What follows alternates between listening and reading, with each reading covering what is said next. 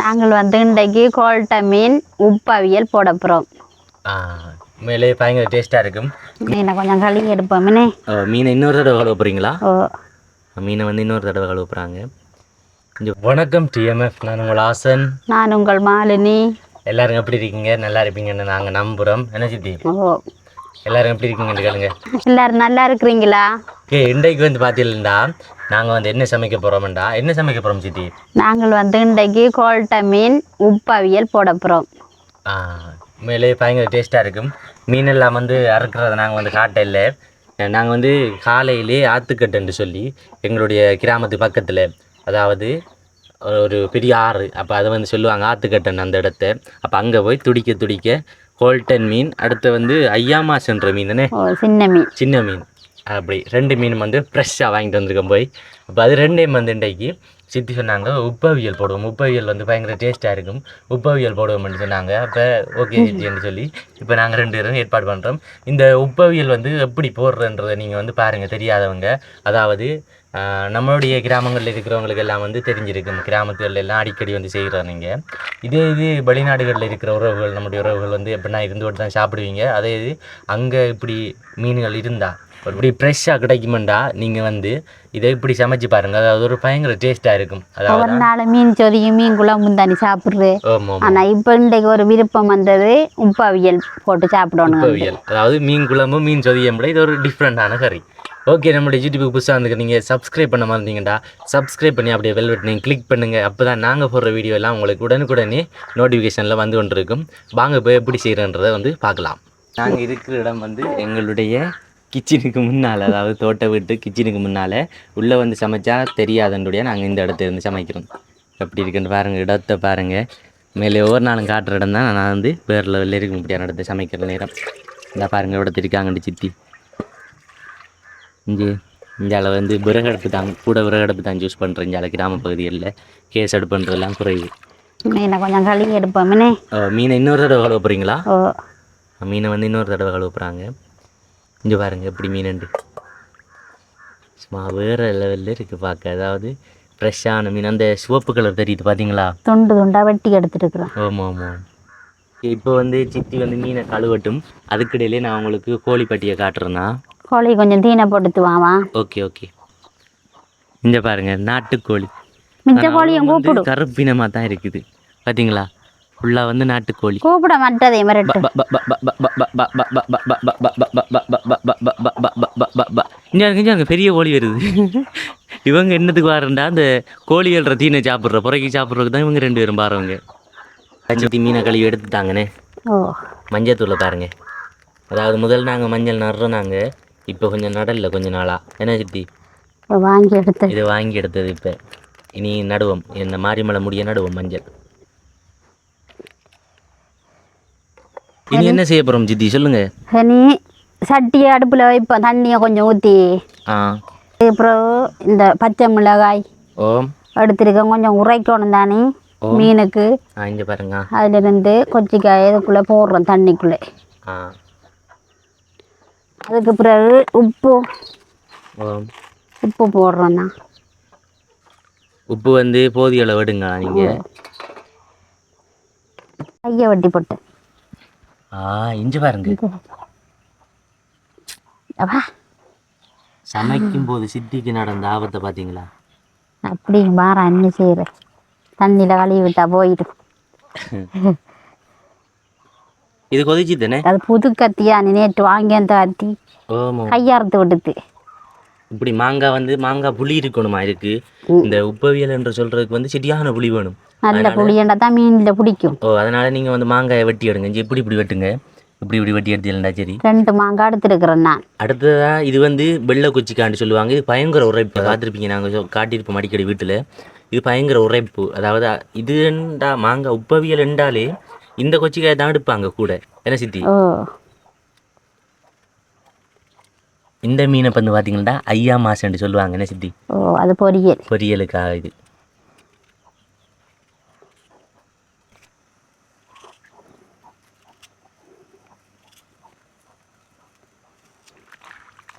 மாங்காய் வந்து நல்லா கழுவி எடுப்போம். சித்தி கழுவணும், பால் இருக்குன்னு சில நேரம் பால் இல்லாத மாங்காய் தான் இது சாப்பிட்ற மாங்காய் தான், நான் கொஞ்சம் புளி கூட. ஓ அது புளி மரமாக மாறிட்டேனே, கறிக்கு போட்டு போட்டு 2 தரம் கழுவி போட்டு போடுவோம். Okay okay. நீட்டாக கழுவணும். நீட்டாக கழுவுனா தான் நல்லது. மண்ணுகள் ஒன்று பறந்துருந்தானு சில நேரம் மண்ணுக்கணி போட்டு செய்கிறோம் நம்ம. இப்போ ஆமாம் சின்ன வீட்டுக்காக இருந்தாலும் நம்ம பாய் விரிச்சிருக்கோம், 2 பாய் வச்சிருக்கு. ஆனால் நல்லா கழுவி எடுத்தால் தான் நீட்டாக செய்தால் தான் சுவையாக சாப்பிடல, அரியரிப்பு இல்லாமல். ஆமாம் ஆமாம். இதை இப்போ மூடி விட்டது, இதை அவியட்டும். அது அப்புறம் கொஞ்சம் மிளகு கொஞ்சம் இடிச்சு எடுப்போம். மிளகும் வேறு என்னென்ன?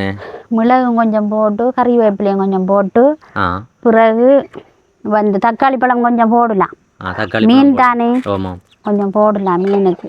தக்காளி பழம் போட்டா என்ன சித்தி அந்த மணத்தை எடுக்குமா? என்னத்துக்காக? கொஞ்சம் நல்லா இருக்கிறதுக்காக. ஓ சரி சரி. மிளகு கொஞ்சம் இடிச்சு எடுப்போம். அவியட்டு அது அவியிற நேரம் நம்ம வந்து மிளகு அடிச்சு எடுக்கலாம். எல்லாத்துக்கும் நல்லதான். மிளகு, உள்ளி, வெள்ளைப்பூடு எல்லா கறிக்கும் கொஞ்சம் கொஞ்சம் 2 போட்டா நல்லா எல்லாருக்கும் நல்ல வாயு தன்மையெல்லாம் இருக்காதுன்னு அதுக்காக தான் எல்லாம் போடுறேன். நான் உப்பு அவியலுக்கு தேவையில்லை, குழம்பண்டா தான் போடணும். வெள்ளை பூண்டு போட தேவையில்லை. ஓ சரி, மிளகு கொஞ்சம் போடுவோம்.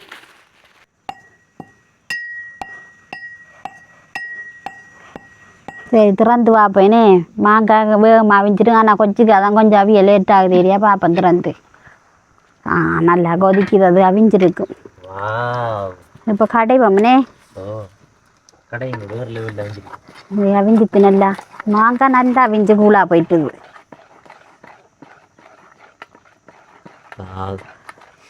எனக்கு இதை பார்க்க என்ன ஞாபகம் வருதுன்னு தெரியுமா? அந்த மழை நேரத்தில் கிழங்க வச்சு சாப்பிடுவோம் மாங்காய் கடையில். சரி அப்படிதான் இருக்கு. இதுக்குள்ள உப்பு போட்டா சரியானே? உப்பு போட்டு தான் இருக்கிறோம். அப்போ அவ்வளவுதானே? இனி இறக்குனா சரி மாங்காய் கடையில் கிழங்கு சாப்பிடலாம். கிழங்க வச்சு எடுத்தா சரி. இப்போ கிழங்கு வச்சு ஒரு நாளைக்கு சாப்பிடுவோமே. ஒரு நாளைக்கு கிழங்கு அவியலும் இடி சம்பல் நல்ல மாங்காய்க்கு இந்த கிழங்குக்கு. ஆனால் இப்படி மாங்காய் கடையில் நல்ல. இங்கே பாருங்க, இஞ்சால மிளகுத்தூள் வந்து இடிச்சு எடுத்துருக்காங்க. இதுக்குள்ள மிளகுத்தூள், இதுக்குள்ள வந்து அந்த சின்ன மீன் ஐயா மாசுன்னு சொல்லுவாங்க. இஞ்சால வந்து மாங்காய் கடைக்கிறாங்க. கொச்சிக்காய் கிடக்கு முழுசா. ஓ தண்ணி விடுவோமா? மீன் அவிய தண்ணி வேணும். ஆமாம். இதுக்குள்ள கொஞ்சம் தண்ணி சேர்த்தா சரியானே? ஓ நிறைய தேவையா சித்தி? இவ்வளோ போதுமா? கொஞ்சம் இன்னும் பார்ப்போம். மீனை போட்டுட்டு பார்ப்போம். மீனை போட்டுட்டு விடலாம் நம்மனே. ஓகே ஓகே சரி. இப்போ மஞ்சத்தூள் கொஞ்சம் போடுவோம். மீனண்டா மஞ்சத்தூள் பிறகு மணக்கும் அவியல்ன்னு சொன்னா. அதாவது கொஞ்சம் மஞ்சத்தூள் போடுவோம். சரி போதும். ஓகே.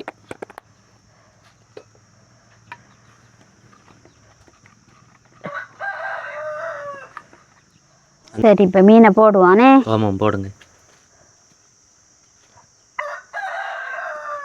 ஹோல்டன் மீன் வேற லெவலில் இருக்கும்.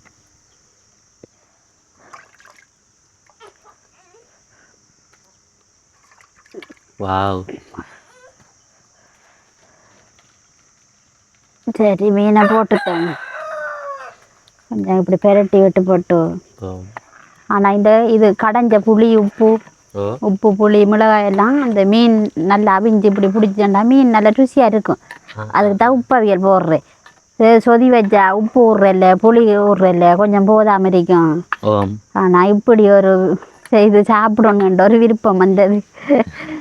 செய்து சாப்பிட்டு பார்ப்போம். இப்படி தான் ஒவ்வொரு நாளும் சித்தி வந்து இப்படி தான் புதுசா ஏதாவது ஒரு சாப்பாடு செய்வாங்க. அது பலப்பட்ட கறிகள் தானே. மீன் குழம்பு வேகமாக வச்சுட்டு போட்டு சாப்பிட்றது, அப்புறம் சொதி வச்சு சாப்பிட்றது. இது வந்து ஒரு கிழமைக்கு ஒரு தடவை, ஒரு மாத்தைக்கு ஒரு தடவை. இதெல்லாம் வந்து எந்த நேரம் செய்ய மாட்டாங்கன்னு. மிளகுத்தூள் கொஞ்சம் போடுவோம். மிளகுத்தூளும் போட்டால் நல்ல உரைப்பு. மிளகு வந்து குளிர்மைன்னு சொல்கிறது அதுதான் போட்டு சாப்பிடணும். அது போட்டு சாப்பிடணும். அதுக்கு பிறகு வெங்காயம் தக்காளி பழம் வெட்டி எடுப்போம். மீன் கொஞ்சம் அவிய விடுவனே. கொஞ்சம் நேரம் அவியட்டும். நேரத்துக்கு அவியட்டும். ஏன்டா மீன் நம்ம கறி வைக்கிற அது மட்டுக்கு கறி கொதிச்சு அவியத்தானே வேணும் மீன். மூடி விடுவோமே. மூடி விடுவோம். மீன் போட்டது பிறகு கொஞ்சம் திறந்து பார்ப்போமே. அந்த சின்ன மீனையும் போட்டு நான் கொஞ்சம் போட்டு விட்டேன், நல்லா இருக்கட்டு.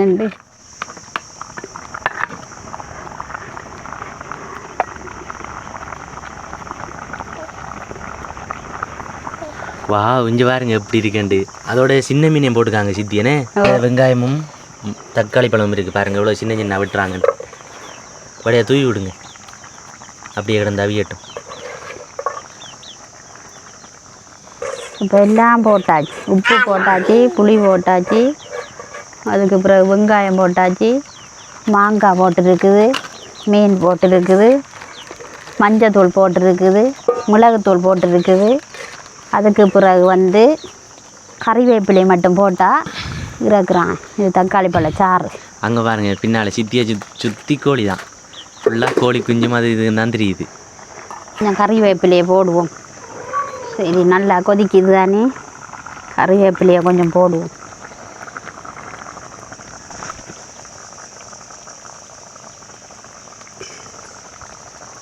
மண் சட்டி தண்ணி வத்திடுனே. பத்தின மாதிரி தான் இருக்குது சித்தி. அது என்னண்டா இறக்குனோன்னு அப்படியே கூட்டு மாதிரி வருமானு நினைக்கிறேன். இங்கே பாருங்க எப்படி இருக்குண்டு. அப்படியே வத்தின மாதிரி தான் இருக்குது அது பார்க்க. மீன் உடையல்ல தானே? உடையல் நல்லா இருக்கு. சரி சரி, அப்போ இறக்குவேனே. ஓ இனி இறக்குங்க பார்ப்போம் உப்பு புளியெல்லாம் சுவையாக இருக்காண்டு. அப்புறம் நான் சாப்பிட்டு பார்த்தானே மற்றாக்களுக்கு கொடுக்கணும். இல்லாட்டி உப்பு காணாம் புளி காணான்ட்டு சொல்லி போடுவாங்க. போதாதுண்டா நம்ம போட்டுக்கொள்ளலாம். அதை நான் சாப்பிட்டு பாருங்க. ஓகேயா? எல்லாம் போதும், எல்லாம் போதும். அது வந்து சமைச்சு அந்த கைப்பக்குவம் அப்படி நிறைய பேருக்கு அப்படிதான். நிறைய அம்மா மாதிரிலாம் அப்படி சமைச்சு கைப்பக்குவம் அப்படி இருக்கும். ஓகே இறக்குவோம்னே. ஓகே, அடுத்தது என்ன செய்ய போகிறோம் சித்தி? இப்போ மஞ்சத்தூளும் உப்பும் போட்டு பிரட்டி எடுத்துருக்கோம். ஐயா மாஸ் மீன். ஐயா மாஸ் தான். ஓ, ஐயா மாஸ் மீன் தான். ஆனால் சின்ன மீன் சாப்பிடணும், மூளை வளைச்சி. ஓ, இது சாப்பிடணும், நல்ல சின்ன சின்ன மீன். ஆனால் இது நல்ல டேஸ்ட்டாகவும் இருக்கும் பெரிய மீனை விட. இதுவும் வெள்ளைக்கறி வச்சா நல்லா இருக்கிறது. தேங்காய் விட்டுருக்கான், கொதிக்கட்டும். கொதிச்சதுக்கு அப்புறம் மீனை போட்டால் பொரியும். ஓகே, அதுக்கப்புறம் மீன் பொரியலும் ரெடி. அப்போ இன்றைக்கு என்னென்ன சாப்பாடு சொல்லுங்க? இன்றைக்கு கோல்ட்ட மீன் உப்பு அவியலும் ஐயா மாஸ் பொரியலும். அப்போ 2 சாப்பாடு. ஓகே, இங்க மீன் எடுக்க வாசத்தில் பின்னுக்கு ஒரு ஆள் ஓடுறாரு, ஒரு நாய்க்குட்டி. ஓகே, இங்கே பாருங்க ரெடி. முட்டை பொரியல் மயிரைக்கு எடுக்கிறான். அப்படியே தட்டா வருமானே. சின்ன மீன் தானே. முட்டை பொரியல் தான் ஆள். நான் 2 முட்டையும் வடிச்சு இதுக்கு ஊத்துறாண்டி சொன்னா முட்டை பொரியல் இறைக்கு எடுக்கிறான். முட்டை விடலே கோழி இல்லாடி விடலாம் இதுக்கு முட்டை. அதானே. ஓகே, போடுவோம்.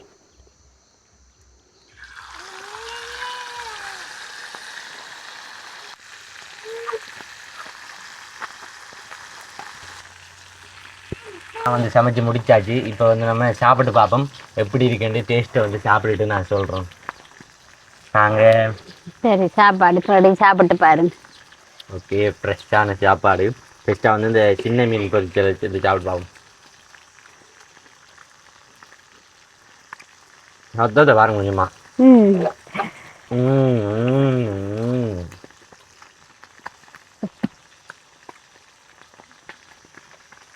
மீன் உப்பு அவியலை சாப்பிட்டு பார்ப்போம். உப்பு அவியலும் சிவத்தரிசி சோறும் பயங்கர டேஸ்டாக இருக்கும். நான் சாப்பிட்றோம் மீன் பொரியல் நல்லா இருக்கு. சின்ன மீன் தானே. சாப்பிட்டு பாருங்க. சாப்பிட்றோம். அதாவது சமைச்ச அளவு கொடுத்தா தான் சரி எப்படி இருக்குன்னு டேஸ்ட்டை சொல்லுவாங்க. சின்ன மீன் தானே, அந்த முருகுக்குனே சத்தங்க இருக்குது பொரியல் சாப்பிடக்குள்ள. ஓகே, இப்படி நீங்களும் வந்து செஞ்சு சாப்பிட்டு பாருங்க. அடுத்த வீடியோவில் சந்திக்கலாம். பாய் சொல்லுங்க சித்தி. பாய்.